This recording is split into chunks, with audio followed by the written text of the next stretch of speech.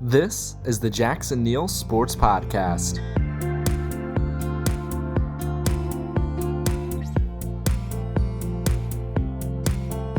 Welcome back here on Wednesday, October 30th, 2019, getting to the end of the month here.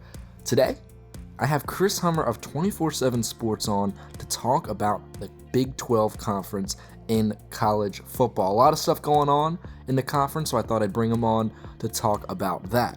Before we jump into that interview, I want to just remind everyone this podcast is available on all of your favorite platforms, including Apple Podcasts, Spotify, Stitcher, YouTube, SoundCloud, basically wherever you like to listen to podcasts. New episodes come out Monday, Wednesday, and Friday, so make sure to subscribe so you stay up to date. So on Monday's podcast, I talked a little bit about the Oklahoma loss to Kansas State. Kansas State upset the 5th-ranked team in the country, 48-41. It was a really big upset, one that really has possibly the biggest college football playoff implications of this season in terms of upsets. I mean, that Georgia-South Carolina game was big, the Wisconsin-Illinois game was big, but just how much this means with Kansas State getting the win over Oklahoma, I think that probably had the biggest playoff implications of almost any game so far this season. So I talked about that and how it kind of helps the SEC, and I got into all that on Monday's podcast. If you didn't listen to that, go back in the feed and check that podcast out. But I decided to bring Chris Hummer on to further talk about the Big 12 because I think the conference is just in a really interesting spot right now. Because I think a lot of people would say Oklahoma is the best team in the conference. I mean, Jalen Hurts is one of the Heisman contenders. His stock definitely took a hit. Chris will talk about that. But they're thought of as probably the best team in the conference. I mean, in terms of the AP poll, they're the highest ranked team in conference, and yet they're second. They're second to Baylor, a team who is still undefeated, one of the last remaining undefeated teams left in all of college football. So it's kind of this conference in flux right now of the best team isn't even in first place, and they're not in first place because they have a conference loss. So going into that Baylor-Oklahoma game in a couple weeks, there is a lot on the line. And Baylor anyways, I mean, this is a program that just a couple years ago was in complete shambles, and now we're seeing it towards the top of college football. I mean, they're only 12th right now in the AP poll, kind of showing how the general consensus is we don't really believe in them fully yet. So it's a conference where top to down, it's very, very good. I mean, you see the Kansas State, good enough team to upset Oklahoma, and at the top, there's been a little bit of a shakeup. So I wanted to bring Chris on to just discuss what is going on in this conference. If we should expect a team from there to even get into the college football playoff at this point, and just where this conference stands compared to the rest of the Power Five. So, with all that said, let's jump right into this conversation. The obvious place to start is with Oklahoma after they lost to Kansas State this past weekend. So just how does that loss by Oklahoma affect the race for this conference? Yeah, I mean, Oklahoma losing certainly has a bearing on how the conference will shake out. Baylor is obviously the only undefeated team left in conference play, and Baylor kind of has the pole position in a lot of ways because Baylor hosts Oklahoma and Norman and hosts Oklahoma and Waco in a couple weeks. But Oklahoma still controls its own destiny. I believe Oklahoma and Baylor are the only two teams in the league with one loss or less. The rest of the league has kind of eaten itself in a lot of ways. So those are your two main favorites at this point. So Oklahoma, in terms of just specifically the Big 12 race, still has a great chance to make the Big 12 championship game. It's the college football playoff picture that's altered considerably with that loss. Mm-hmm. Yeah, definitely. I think that I'm looking at the standings right now. I'm looking at Baylor and Oklahoma, the top two teams right there. With this loss, would you say that Oklahoma is still the favorite over a team like Baylor, even though the Bears don't have a loss yet? I would say Oklahoma is a more ready-made contender than Baylor at this point. I would consider them the favorite. I have a hard time seeing Baylor being able to beat Oklahoma twice. Now, the point is Baylor only has to beat them once considerably. They might play twice, but Baylor only has to win the big one in Dallas.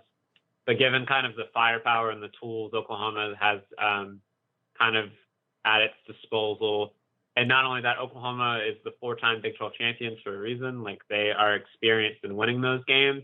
They also have that advantage over Baylor. I think Baylor, which is a program kind of bouncing back from a lot of turmoil, This is the first time they've been in position to compete for a Big 12 championship in a long time. That is something you kind of have to learn how to do. So in that sense, I certainly think Oklahoma has the advantage when you can kind of consider the holistic picture of the Big 12 championship. Yeah, certainly. I mean, Oklahoma's just been there for the past several years. Just seems like they're always there. They're always winning this conference championship, and they're always even making it to the college football playoff. So that experience has to mean a lot. Yeah, undoubtedly. I think Oklahoma has been there 4 times in a row. They've won it 4 times in a row.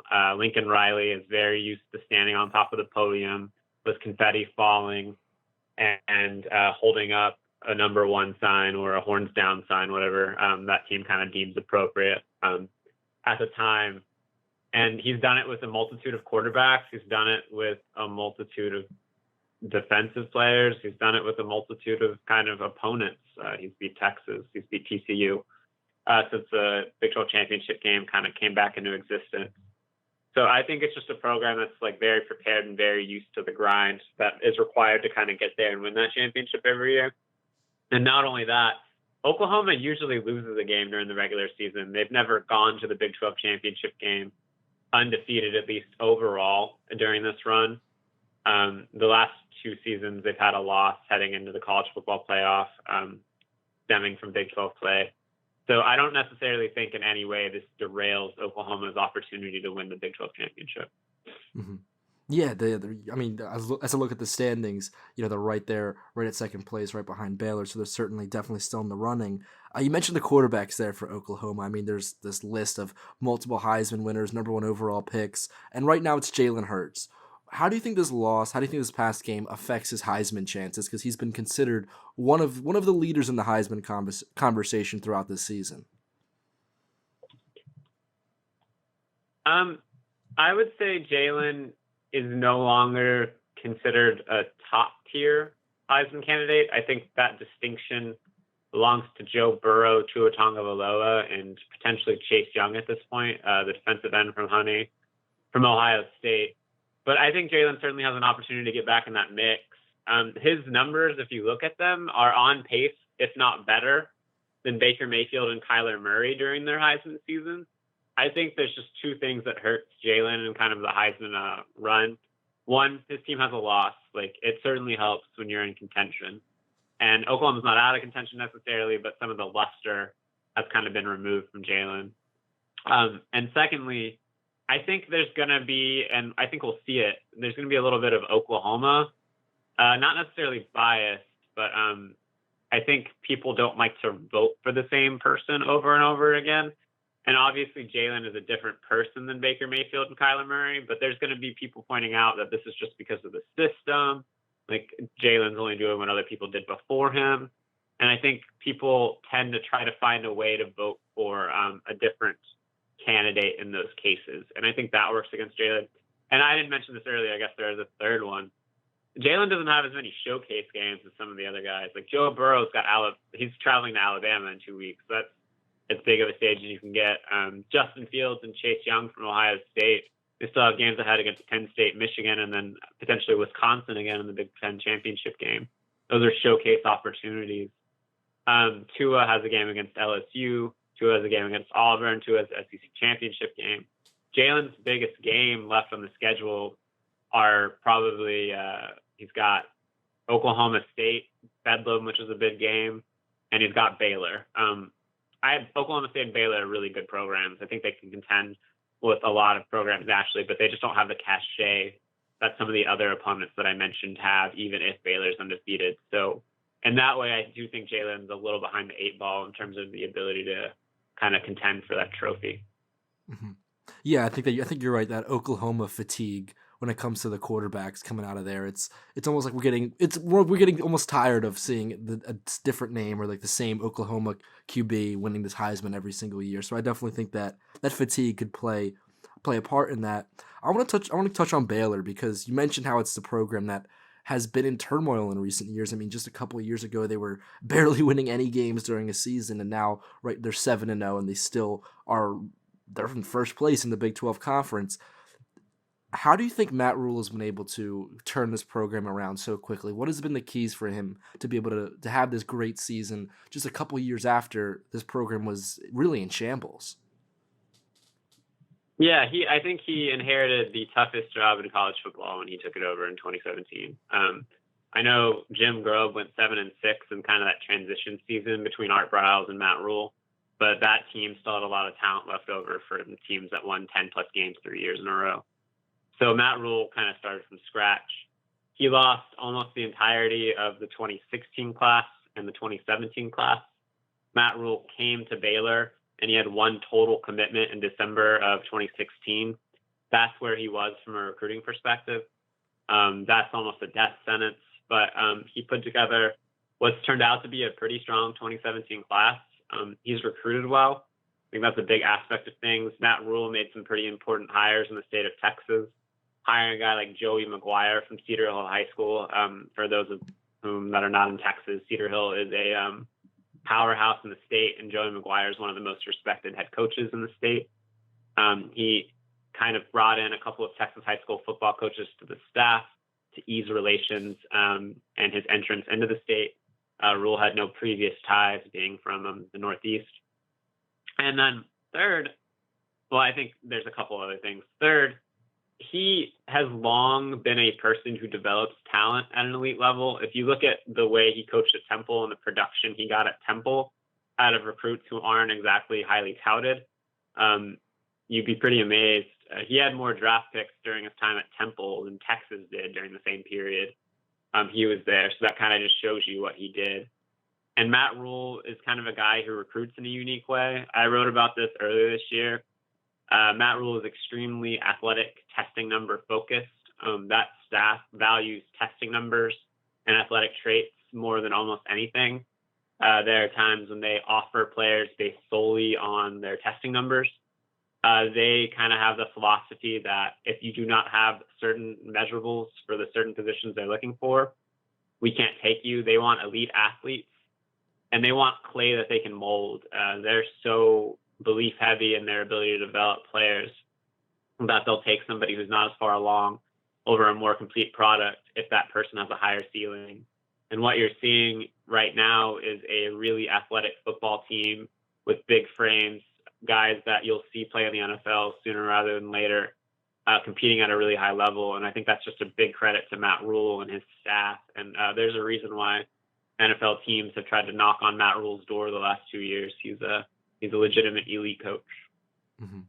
Yes, I'm from up here in the Northeast, so seeing what Matt Rule did at Temple was pretty astounding. Like you mentioned, all those different draft picks he had come through the university. With this Baylor team, I guess, since this is really the first year that he's excelling at a very, very high level with this record, what do you think this Baylor team's ceiling is? Do you think at this point 7-0 throughout the season, do you think a college football playoff berth is something that is a realistic expectation for this Bears team, or is that maybe a little far-fetched in this rebuilding process for Matt Rule? I think I would be surprised if Baylor ended up reaching the college football playoff, given their non-conference schedule, which was not strong at all. They played Stephen F. Austin, UTSA, and Rice. Baylor's going to have to run the table to have a shot. That would mean beating TCU, Oklahoma, and Texas in back-to-back-to-back weeks, along with beating likely Oklahoma again in the Big 12 championship game. So seeing that occur would be a shock.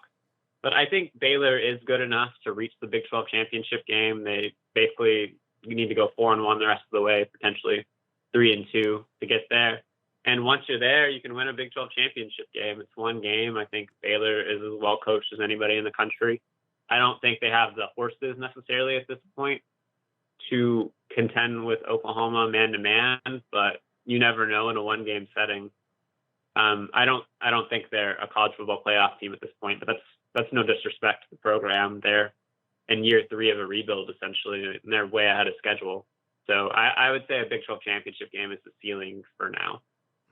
Yeah, I definitely have to agree with that. I mean, just throughout this season, I've been, just looking at Baylor and seeing them rise up the polls, and it's been kind of incredible. I definitely did not expect this early in Matt Rule's tenure there to be even talking about possibly a college football playoff, but just had to bring it up because of their 7-0 record. As you talk about this conference and as you look at the Big 12, I mean, we just saw Kansas State get this win over Oklahoma, but there's also other teams in there like Iowa State, Texas. That this conference seems to have a lot of talent and good teams top to bottom. I guess looking throughout the college football landscape, where would you rank the Big 12 in terms of the best conferences out there? How does it stack up to a conference like the Big 10 or the Pac-12, let's say? I think the SEC is pretty clearly the best conference in the country, followed closely by the Big 10. I think I would probably slot the Big 12 third.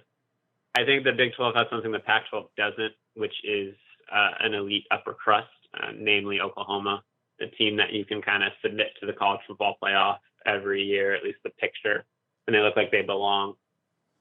What I think the Pac-12 and the Big 12 have more than any other league, and I'm including the SEC and the Big 10 with this, is parity. The middle tier of the league is as strong as anyone. I actually think I would put the Big 12 slightly ahead of the Pac-12 because the bottom half of the league is stronger than what the Pac-12 submit. What you're seeing right now from Kansas and West Virginia is two teams that are competing well ahead of schedule. Kansas nearly upset Texas 2 weeks ago, and it clearly did beat Texas Tech last weekend. This team is getting better very quickly.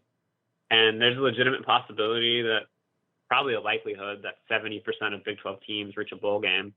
That'll be an unusual occurrence in leagues. And honestly, you could submit the top 7 Big 12 teams against anybody in the country, and they would at least have a shot to win the game. I don't think you can say that about other leagues.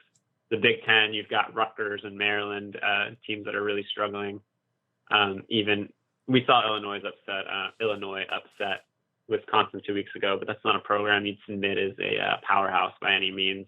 The SEC has Vanderbilt, one of the worst Power 5 teams in the country, and the SEC East, which is kind of an abominable division outside of Georgia and Florida at the top. So I think the Big 12 has depth, and I think that's a big reason why the Big 12 is probably third in my conference ranking. Mm-hmm. Yeah, as I look at the standings, it's kind of crazy to see Kansas right there tied for last place in the Big 12 when you've seen them. They've had potential to upset big teams, like you said, with Texas. So I guess my last question, just wrapping it up now, is looking forward, if you had to make a prediction right now, do you think the Big 12 is going to send a team to the college football playoff? No, I don't want to say the Big 12 is limited at this point, but I think it's unlikely. Just the way everything sets up. The Pac-12 has 2 one-loss teams, I think, with stronger losses at this point than Oklahoma. I think at the end of the day, Oklahoma probably will finish 12-1 or 11-2. But we also have to consider that the SEC is legitimately going to have 2 worthy playoff teams this year. I think there's a good chance LSU and Alabama, if that game next week is played close, that both teams reach the college football playoff.